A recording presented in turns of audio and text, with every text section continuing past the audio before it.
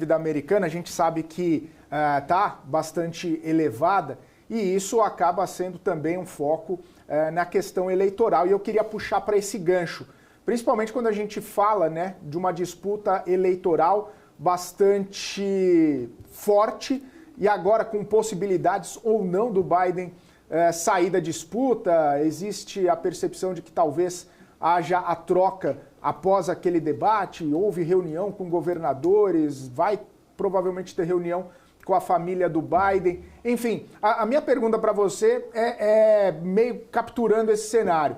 Com um Biden enfraquecido, talvez no cenário eleitoral, existe uma percepção do Trump ter mais chances de vencer a eleição, e essa trajetória ou condução da dívida, como é que fica? Como é que fica esse cenário dentro dos Estados Unidos, a percepção do americano em relação à trajetória da dívida? Existe alguma coisa que o presidente especificamente possa fazer em relação a isso? Ou a tendência é que continue, né, essa dívida bastante elevada por conta, inclusive, de benefícios que foram colocados e vão ser difíceis de serem retirados? É um cenário que tende a preocupar também, independentemente de Biden ou Trump. Queria ouvir um pouco mais da abrangência aí da sua análise sobre isso. Olha, Felipe, a dívida preocupa muito. Primeiro um ponto, né? O Biden hoje, ele tá que nem técnico de futebol aqui no Brasil ou da seleção. Quando é muito prestigiado, a gente sabe que já está sendo substituído. Eu acho que os democratas deveriam acelerar esse processo porque ele já é carta fora do baralho. O debate deixou claro. Existe uma corrente muito forte dentro do partido mesmo para trocá-lo, porque, vamos ser honestos, independente da pessoa, é um senhor de 83 anos que terminaria o próximo mandato com 88 e que já está mostrando sinais de velhice muito acentuados. O debate ficou mais do que escancarado, o que faz tempo que estão querendo esconder. Em relação à dívida, preocupa demais, e eu acho que existe toda uma agenda que infelizmente tem permeado o mundo nos últimos anos, que força,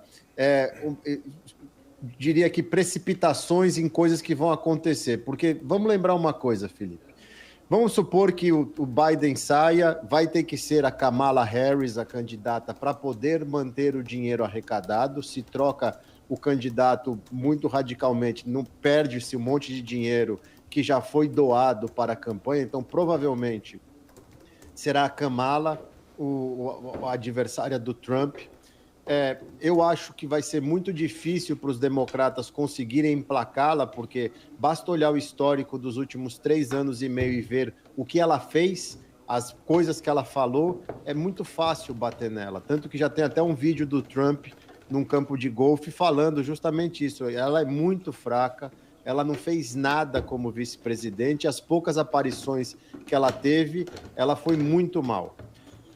O Trump é um homem de negócios. Se tem uma das qualidades dele que se difere dos outros, ele não é político, ele é um homem de negócios e ele sabe fazer algumas coisas muito melhor do que alguns políticos.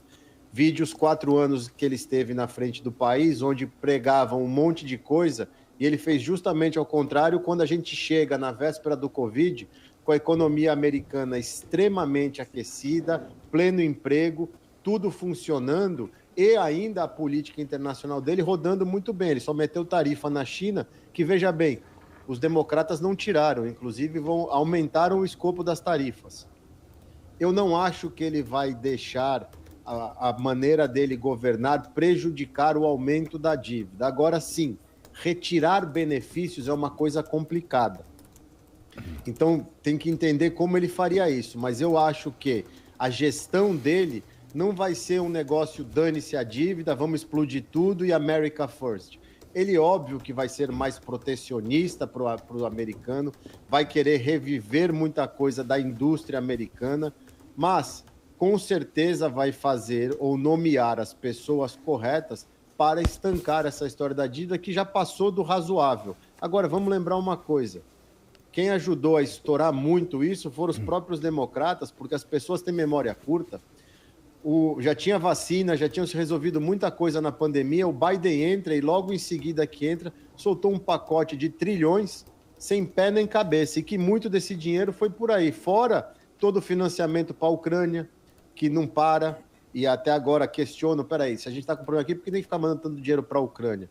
Tem muita coisa, e eu acho que esse é o grande medo dos democratas, de uma vitória do Trump, tem muita coisa que a hora que começarem a abrir gavetas lá na Casa Branca vai ficar um pouco mais claro, e eu acho que a imprensa joga contra o Trump porque ela é financiada por essa agenda. Eu não me preocuparia achando que o Trump vai triplicar essa dívida. Eu acho pelo contrário, ele vem com uma missão, e ele já deixou claro, ele não precisava ser presidente, ele também já é um senhor. O problema é que não tem candidato. O que mais me assusta, Felipe, é a gente estar falando da eleição do principal país do mundo hoje, a maior potência, e olhar um candidato de 77 e um de 83 anos, quando em contrapartida a gente está discutindo aqui semanalmente o avanço da inteligência artificial, o avanço da robótica, e esses caras têm a idade do telefone, entendeu? Eu não consigo entender o que aconteceu com a política que perdeu a atratividade de pessoas qualificadas e jovens. Hoje a gente está na mão de idosos. Aqui nos Estados Unidos é Biden-Trump, a presidente da Câmara lá é a Pelosi, que tem 84 anos, o líder do Senado é o outro que tem 80 e não sei o quê. E a gente está no mundo da internet, da inteligência artificial. Isso daí precisa mudar urgente. Sem etarismo, né, Fábio Fares? Mas acontece, não só lá, como em outros países também. O Brasil está indo por essa toada. A gente até vê alguns outros países pelo mundo também nessa percepção. Fábio, agradeço muito sua participação. Obrigado mais uma vez por nos atender. Um ótimo feriado aí para você. Até semana que vem. Muito obrigado, pessoal. Uma excelente quinta, uma boa semana. E Vandic também, é sempre um prazer falar com você. Eu não tinha te visto aí antes, por isso não dei o bom dia. Um abração. Tranquilo, tranquilo. Fábio Fares, especialista em análise macro aqui com a gente. 10 horas e 53 minutos. Maurílio Goldner, me chamando aqui.